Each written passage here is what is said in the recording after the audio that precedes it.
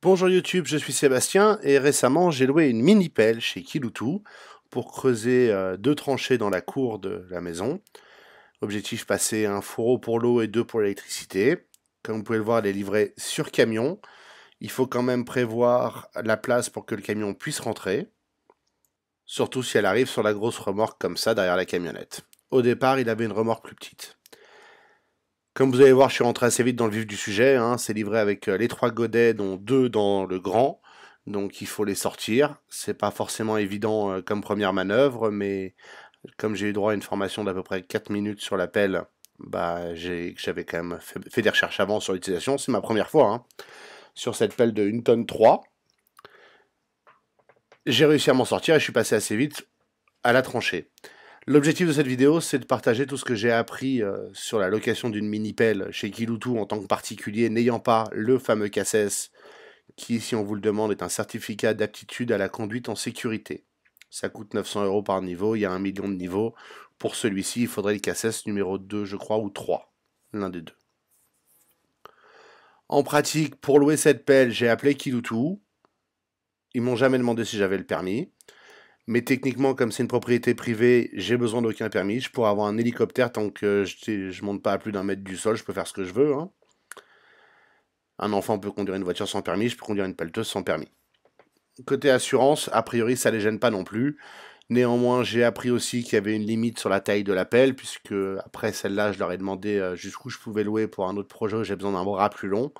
Et là, 12 tonnes, ils m'ont dit non. Par contre, une chargeuse avec un godet de 800 litres, ils sont d'accord. Donc il y a un petit peu de flexibilité, mais ça va pas jusqu'au bout. Vous pouvez pas louer d'énormes machines. Oubliez les grues et autres joyeusetés. Faut pour ça des professionnels pour les conduire. Néanmoins, vous pouvez les louer si vous avez le professionnel. Quand on appelle Kiloutou, on commence par un devis en lui disant ce qu'on veut, combien de temps et à partir de quand. Il y a des forfaits week-end, moi je l'ai pris en semaine. J'avais pris 3 jours pour creuser la tranchée parce que j'estimais que c'est ce qu'il me fallait. Et ça s'est bien passé puisqu'en 2 jours les 2 tranchées étaient faites et remplies et refermées. Je ferai une vidéo sur la tranchée, je ferai une vidéo sur la conduite de la mini-pelle pour les nuls. Là, c'est vraiment le process de location puisqu'il n'y a pas beaucoup d'infos. Et je pense que ça peut servir à d'autres. La location pour 3 jours était de l'ordre de 500 €. Il y a 140 € de livraison et de récupération de l'appel. La livraison, c'est une plage horaire. En l'occurrence, nous, c'était un mercredi matin. J'avais mis entre 8 et 9. Elle est arrivée vers 10h30, 11h. C'est pas très grave. Les chantiers sont prioritaires. Je peux comprendre. Pour le retrait, il faut les appeler 24 heures avant quand on a fini ou quand on sait qu'on va finir dans la journée. En l'occurrence, moi, je n'ai appelé que le vendredi dans la matinée pour le retrait le vendredi soir prévu. Résultat, ils m'ont dit qu'ils ne pouvaient pas venir la chercher avant lundi. Du coup, j'ai demandé si je pouvais utiliser une journée de plus pour faire des décaissages, arracher un arbre, enfin déplanter un arbre, creuser un trou pour le remettre, bref, des trucs comme ça. Et en l'occurrence, on peut. Euh, ça se passe sur le processus de la confiance. Ils ont a priori des systèmes de vérification, mais vous dites je l'utilise le samedi, vous l'utilisez le samedi, vous payez pas le dimanche si vous ne l'utilisez pas. Évidemment, vous pouvez la déplacer pendant 5 minutes pour la nettoyer, ça c'est pas gênant, c'est ce que j'ai fait en l'occurrence. Et techniquement, ils venaient la chercher le lundi, comme j'aurais fini le contrat au samedi soir. En pratique, le retrait n'est pas fixe. C'est-à-dire que la machine, elle est chez vous et elle y reste. On a dû attendre le mercredi après-midi qu'ils viennent chercher la machine. Je comprends qu'on soit pas que le lundi fasse des livraisons sur les chantiers. Je comprends tout un tas de choses. Le fait est que si vous voulez utiliser une mini pelle comme ça, vous pouvez pas compter sur le fait qu'elle sera récupérée à l'heure pile à laquelle vous finissez le contrat. Donc il faut prévoir de pouvoir la stocker. Typiquement, si vous avez une petite cour, que vous la décaissez et que vous voulez ensuite faire couler du béton, vous ne pouvez pas commander le camion de béton pour le lundi où il récupère la pelle ou le mardi. Attendez que la pelle soit partie, ou alors il faudra la sortir et la garer dans la rue, ce qui est un peu plus limite. Ils m'ont proposé de la mettre dehors dans un endroit accessible. Je ne voulais pas prendre le risque qu'elle soit volée ou endommagée, puisque j'ai quand même une responsabilité là-dessus. La location finale a coûté 660 €, c'est-à-dire de l'ordre de 130 € par jour, plus frais de déchets, recyclage, autres joyeusetés, et la livraison enlèvement à 140 €. C'est donc très économique par rapport à une tranchée. On en avait déjà fait une qu'on avait payé bien 2 fois ça, si ce n'est plus. Je me souviens plus du tarif exact. C'est pas très compliqué à utiliser si vous pouvez utiliser vos deux mains droite et gauche avec un petit peu de coordination. Et à moins que vous fassiez quelque chose de très périlleux, ça ne devrait pas poser de problème. Les contrôles sont assez doux. Euh, alors par contre, il faut savoir que c'est une petite pelle d'une zone 3. Le sol que moi j'ai creusé est très caillouteux, donc parfois ça a été très pénible.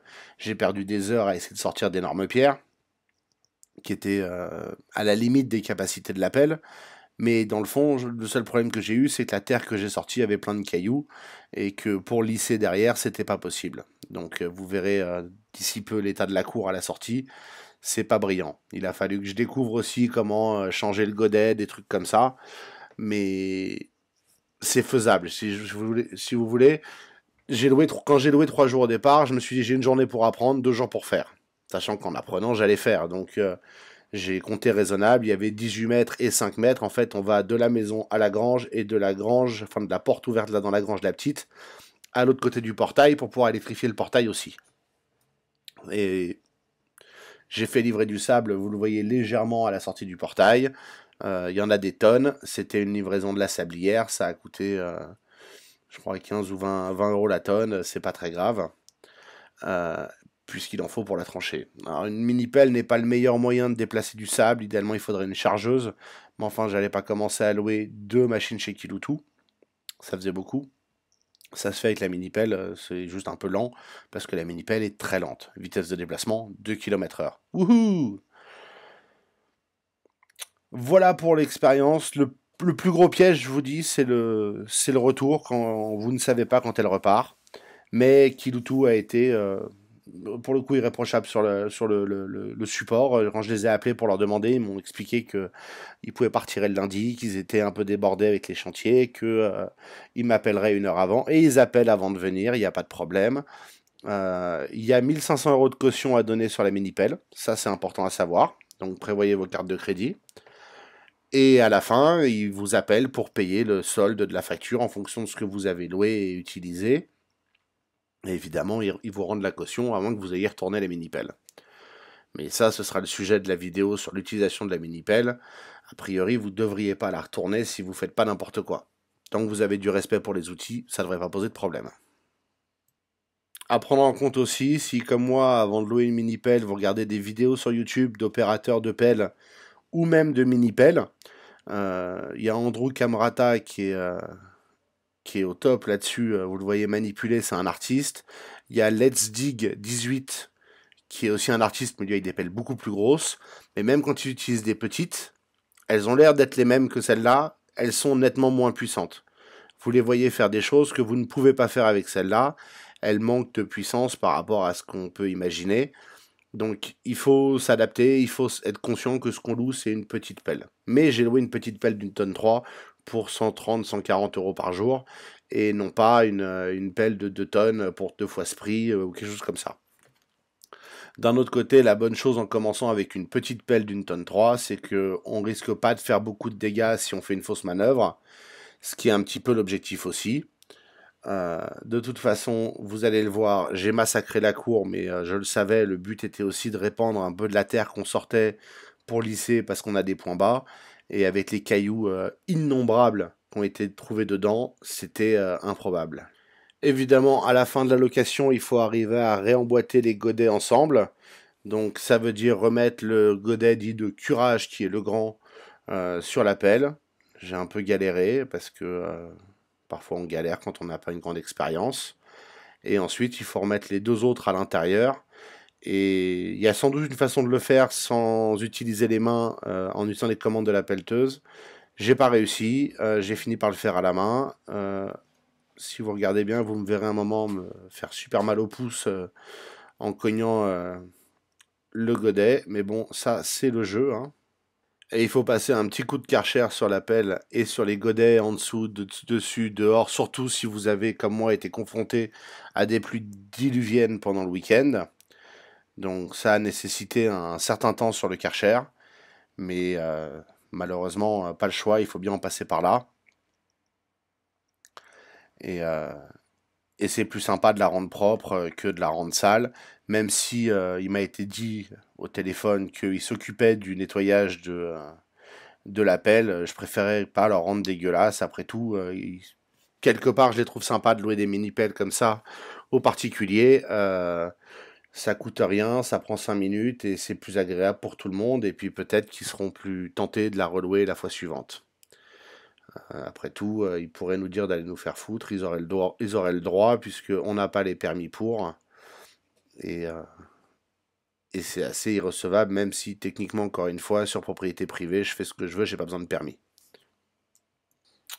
Et voilà, une fois nettoyé et les godets rechargés, il est temps de la ranger dans un coin pour attendre l'enlèvement.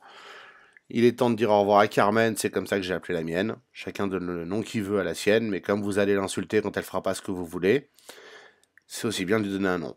Comme vous pouvez le voir, c'est la guerre dans la cour avec la terre et la boue suite aux pluies qu'on tout massacré parce que la mini-pelle détruit complètement le sol quand il pleut et qu'on manœuvre. Mais le résultat est fait, j'ai mes deux tranchées, les fourreaux sont dedans, je vous montrerai ça dans une prochaine vidéo. Et la mini-pelle est retournée chez Kiloutou, et puis je sais maintenant que je peux la louer et l'utiliser une prochaine fois. Merci d'avoir suivi cette vidéo, j'espère qu'elle vous aura été utile, qu'elle vous aura intéressé. Pensez à vous abonner et à la liker pour apprendre à conduire une mini-pelle bientôt par un nul pour les nuls, et voir comment j'ai fait ma tranchée.